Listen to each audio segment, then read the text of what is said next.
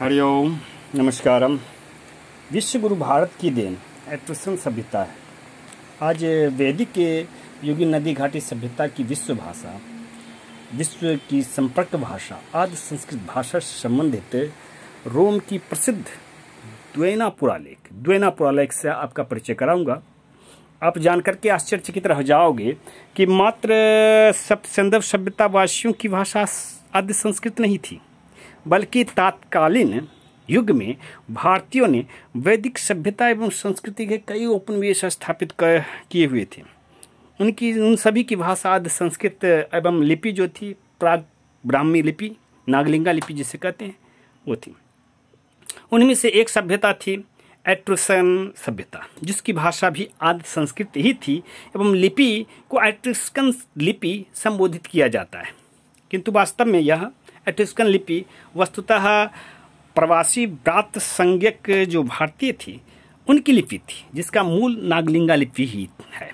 आप तो जानते हो गायत्री छंद 23 अक्षरों वाली होती है। एट्रुस्कन लिपि उसी से प्रेरित और 41 अक्षरों वाली नागलिंगा लिपि की संशोधित स्वरूप थी, लेकिन भाषा आदि संस्कृत ही थी।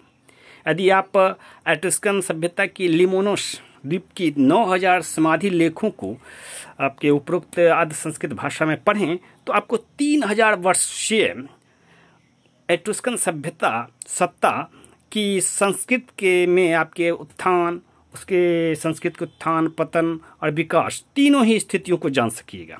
अस्तु आदि संस्कृत भाषा, वैदिक संस्कृत भाषा एवं विदेशी संस्कृत अपभ्रंश, जैसे आपके भारत में प्राकृत और पाली भाषा संस्कृत का भ्रंश, उसी तरह विदेशी संस्कृत अपभ्रंश जो है वो एट्रुस्कन भाषा है। उस एट्रुस्कन भाषा से तीनों कालों को जान सकोगे और इस आधार पे आप अब तक की वैदिक संस्कृत भाषा की उत्पत्ति काल वर्ष का भी निर्धारण कर सको, जो अभी तक अज्ञात है। आज हम उस द्वैना पुरालेख को वैदिक संस्कृत अपभ्रंश भाषा में पढ़ेंगे। इसकी कालावधि 5वीं से 7वीं ईसा पूर्व मानी गई है। इस युग में भारत में संस्कृत अपभ्रंश, प्राकृत भाषा, पाली भाषा का वर्चस्व था। वर्तमान युग में द्वैना पुरालेख को विद्वान पुराविद लैटिन लिपि में उत्कीर्ण मान करके शास्त्रीय लैटिन भाषा में अनुवाद कर व्याख्या कर रहे हैं। स्वाभाविक है, जो पुरालेख संस्कृत भाषा में उत्कीर्ण है उसे लैटिन भाषा में पढ़िएगा तो संपूर्ण रूप में आपको सटीक सत्य अनुवाद व्याख्या प्राप्त नहीं होगा, त्रुटि संभव है। अब तक द्वैना पुरालेख का 1983 ईस्वी तक 50 से अधिक पुराविदों ने अनुवाद किया और उन सबों को मान्यता नहीं प्राप्त हो सकी। उनमें कई त्रुटियां उत्पन्न हुई, कई त्रुटिपूर्ण ही है। यह द्वैना पुरालेख 3 गोलाकार पक्की मिट्टी के ईंटों पर उत्कीर्ण है। यह रोम के क्वीडिनल हिल दक्षिणी ढलान के सैन विटाले चर्च जहाँ पर अभी स्थित है, वहीं पे 1880 ईस्वी में उत्खनन से प्राप्त हुआ था। इसे आपके हेनरिक ड्रेसेल नामक व्यक्ति ने पुरातनी देवी जो मंदिर है उसका फूलदान मान करके रख लिया। बाद में पुराविदों ने इस फूलदान को, तथाकथित फूलदान को, आप पर जो उत्कीर्ण पुरालेख हैं उसको वैवाहिक समझौता पत्र, मैरिज कॉम्पैक्ट मान करके अनुवाद व्याख्या किया था। किंतु कई अबूझ शब्दों का अनुवाद लैटिन भाषा में नहीं कर पाए, अभी भी अज्ञात है। कारण क्या है? वही, यह आपकी संस्कृत भाषा में उत्कीर्ण थी और वे पढ़ रहे थे लैटिन भाषा में। फलतः वे मात्र अनुवाद कर सके और पंक्तियों का गुणानुवाद आपके भावार्थ में प्रस्तुत करने में सफल हो सके। जो व्याख्या पाश्चात्य पुराविदों ने की है उनमें बार्बिंगटन और आयसर का व्याख्या या कहिए भावार्थ ज़्यादा, यानी सबसे ज़्यादा लोकप्रिय है, उसको मान्यता प्राप्त हुई है। उन्होंने तथाकथित वैवाहिक समझौता पत्र, मैरिज कॉम्पैक्ट को इस प्रकार पढ़ा है, जो आपके वास्तव में एक मनोकामना पूर्ति उत्सव पत्र है, लेख है, देव विजय उल्लास पुरालेख। इसमें यदि मैंने जिसे पढ़ा है उसके अनुसार इसमें एक शिव भक्त आपके कोलाचार संप्रदाय का है। वह अपने इष्ट देव वामदेव शिव को सोम रस अर्पित करता है और मांस पका करके प्रसाद रूप में बांटा जाता है। वास्तव में ये मनोकामना, जैसे कि होता है ना, आपके मंदिर में मनोकामना रखते हैं, खीर भोजन कराएंगे, भंडारा कराएंगे तो पात्र होता था, तो उसी प्रकार की यह पात्र है जिसमें मांस पका करके आपके कोलाचारी संप्रदाय वाले आप प्रसाद रूपेण में बांटा करते थे। ये फूलदान नहीं है। इस पूरा लेख को प्रथम सदी का मान करके दाएं से बाएं पढ़ने का प्रयास किया गया था, कई बार किया गया था, मगर वास्तव में यह 5वीं से 7वीं सदी की लेख है और शिरोलेख के अभाव में इसे पढ़ा गया था, सो त्रुटियां हुई। बाएं से दाएं एट्रुस्कन भाषा में इसको पढ़ें, यूनिकस एट्रुस्कन भाषा में, तो आपको इस प्रकार के जो सार रूप में तथ्य आप देख रहे हैं वो प्राप्त होते हैं। आइए हम लोग भी पढ़ते हैं। प्रथम पंक्ति है, यू सेट दिवोश कवोई मोद मित्रनी तोद एंडो कॉस्मिस विरकसी। इसका लैटिन अनुवाद क्या होगा? लैटिन भाषा में इरत देश क्वी मैं मिटिटनी को मिस वर्जिन बैठो। यह आद्य संस्कृत भाषा में है। व्याख्या क्या होगी? भावार्थ जो आपके पुराविदों ने प्रस्तुत किया है तो वो है आपके, जो व्यक्ति मुझे देवताओं को प्रणाम करता है ऐसा न हो कि लड़की तुम्हारे प्रति दयालु न। वो आपके इसको मैरिज कॉम्पैक्ट सिद्ध करने में लगे हुए हैं। अब चलिए दूसरा पंक्ति देखिए, इनका प्रतिलेख है। एज टेड नोइस ओ पेटाइट इसी आई पाकारियोइस। इसे आप उन्होंने मैरिज कॉम्पैक्ट का स्वरूप माना और लैटिन भाषा में इसका अनुवाद नहीं कर सके। सार रूप में इसका भावार्थ क्या है? तुम्हारे बिना इन नदियों के साथ शांत। सार रूप में रस प्रस्तुत किया। तीसरी आखिरी पंक्ति, यूनिकस प्रतिलेख। डियो एनाउंस मिड फेस्ट एन मानिम मैनोम ड्यूनी ना मिड मालो एस स्टेटेड। लैटिन भाषा में इसका अनिश्चित एक तरह से संक्षिप्त अनुवाद किया गया है कि मुझे मनुम में बोनो ने मुझे मालूस यानी बनाया। सार रूप में भावार्थ इसका यह है कि एक अच्छे आदमी ने मुझे अच्छे इरादे से एक अच्छे आदमी के लिए बनाया है, क्या मैं दुष्ट मनुष्य द्वारा चुराया नहीं जा सकता? यह वास्तव में मनमानी व्याख्या हुई। एक तरह से कहे कि अंधेरे में पत्थर फेंकना, कंकर फेंकना हुआ, उस प्रकार का अनुवाद है ये। अंततः आपके ब्रमिंगटन एवं आयसर ने जो सुंदर सार भावार्थ प्रस्तुत किया है उसको भी आप जरा पढ़ लीजिए, उसको भी समझ लीजिए। उनको मान्यता भी मिली हुई है। उस उनके अनुसार मैरिज कॉम्पैक्ट जो है इस प्रकार है। ये जो त्रिघट पर उत्कीर्ण है मैरिज कॉम्पैक्ट है और इस प्रकार से है। प्रथम पंक्ति, यह देवताओं के साथ शपथ है जिसे मैंने जारी किया है, यदि कोई युवती आपको देखकर मुस्कुराए नहीं।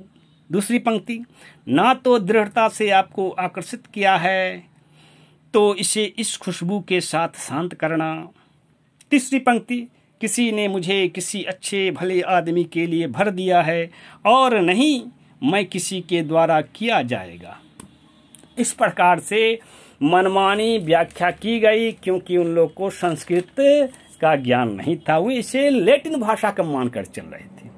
प्रसिद्ध पुराविद फिलिपियो कोरेली जो स्थानीय थे ने इस त्रिघट को मन्नत की वस्तु माना जो वास्तुतः देवी मंदिर की पवित्र पात्र थी।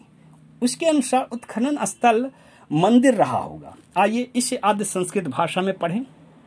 नागलिंगा लिपि एट्रुस्कन लिपि की मूल जननी थी जिसे रोमन लिपि अभी कहा जाता है। वह वास्तव में एट्रुस्कन लिपि ही है और इन लिपियों पर शिरोलेख का तो अभाव है ही, आप देखते ही हैं, जानते ही हैं। वर्णाक्षरों के मध्य स्थान विराम आपके इस त्रिघट पे आपको प्राप्त नहीं होगा। 150 से अधिक पुराविदों ने भिन्न भिन्न अनुवाद कर डाला और सबके सब गलत हो गए, उन्हें संस्कृत का भी ज्ञान नहीं था। आइए संस्कृत भाषा अनुसार इस पंक्तियों को हम लोग नीचे से ऊपर की ओर, है ना, बाएं से दाएं की ओर पढ़ते हैं। प्रथम पंक्ति बाएं से दाएं और इयोएस इवा तद इय आशिरो मेदित्रेण एतद इंदो काश मिश एरक औषध। इसका अनुवाद क्या होगा? यो ईश देवाधिदेव के समान, वैसे इस अवसर यज्ञ भोग मासरस मित्रों के द्वारा यह इंदुकोश, सोमरस कह सकते, मिश्रण अर्क औषध है। प्रथम पंक्ति। अब दूसरा पंक्ति हम लोग पढ़े। शिवावीर एल सैत्यो तेलो ईशा योन देत्सा। देखिए कितने मिनट स्पष्ट है। शिव, शिव को हम शिव कहते हैं। शिव वीर्य है, इत्र सत्व तेल है। शिव वीर्य इत्र सत्व तेल है। शिव पत्नी, जिसे ईशा कहते हैं, शिव पत्नी ईशा योनि है दैत्य का। दिति, यहाँ पर दिति अंग्रेजी शब्द है, उसको देवीय संदर्भ में लिया जाता है ना। तो इस प्रकार से यह आपके संस्कृत है। इसका अनुवाद क्या होगा ये आप जान गए। इसका अनुवाद हुआ शिव वीर्य इत्र सत्व तेल है, शिव पत्नी ईशा योनि है, दिव्य योनि है दैत्य का। तीसरी पंक्ति। जीवनोषमेध नेक दिन मैनो में नोम दिन इने मद रोस तत्ओद। देवनोस यानी देवताओं का। देवनोस देवताओं का रस है यह। अनुवाद हम लोग पढ़ रहे हैं तीसरी पंक्ति का। आप देख रहे हैं तीसरी पंक्ति जो है आपके अंदर में है, सबसे अंदर में, बाएं से दाएं जब पढ़िएगा तीसरी पंक्ति निचली गोला के पास। तो देवताओं का रस है ही, शुभ दिन मानकर मेरे नाम दिवस यह है, यह रस वैसे ही खाओ। जैसे कहते हैं ना, आज की शाम अमुक व्यक्ति के नाम, उसी अनुरूप यह अनुवाद है। यह शुभ दिन मानकर मेरे नाम दिवस है, मेरे नाम का यह दिवस है। यानी किसी ने यहाँ पे अपना मनोकामना पूर्ण होने के कारण इस देवताओं के मांस बनाया था।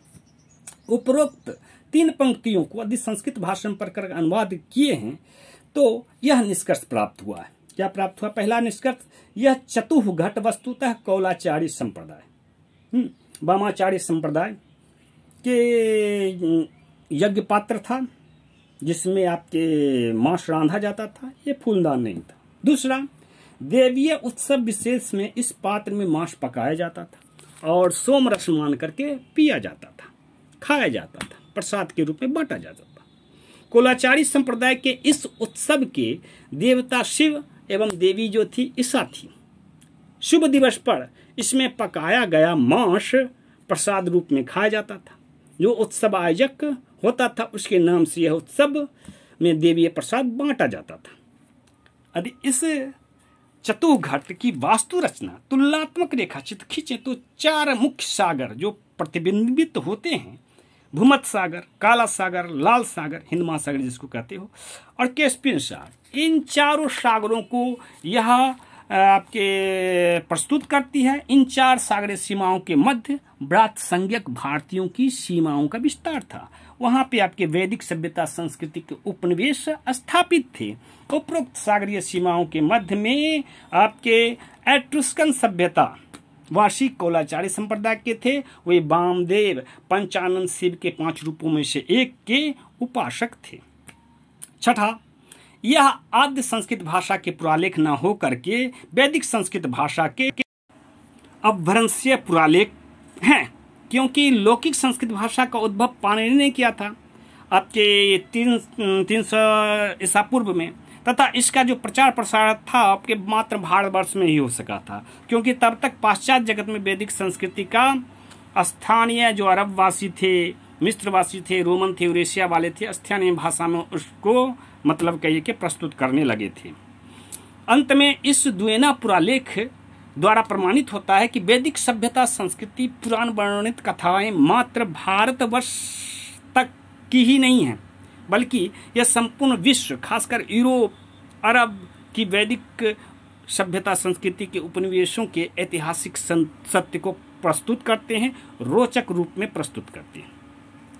इस प्रकार से हम लोगों ने आज द्वेना पुरालेख के माध्यम से विश्व गुरु भारत की विश्व की जो मानव सभ्यता एवं संस्कृति में योगदान को जाना और हम लोग अब निष्कर्ष के रूप में कह सकते हैं कि वैदिक युग में नदी घाटी सभ्यता के युग में संपूर्ण विश्व की जो संपर्क भाषा थी, विश्व भाषा थी, आदि संस्कृत भाषा थी, वैदिक संस्कृत भाषा थी।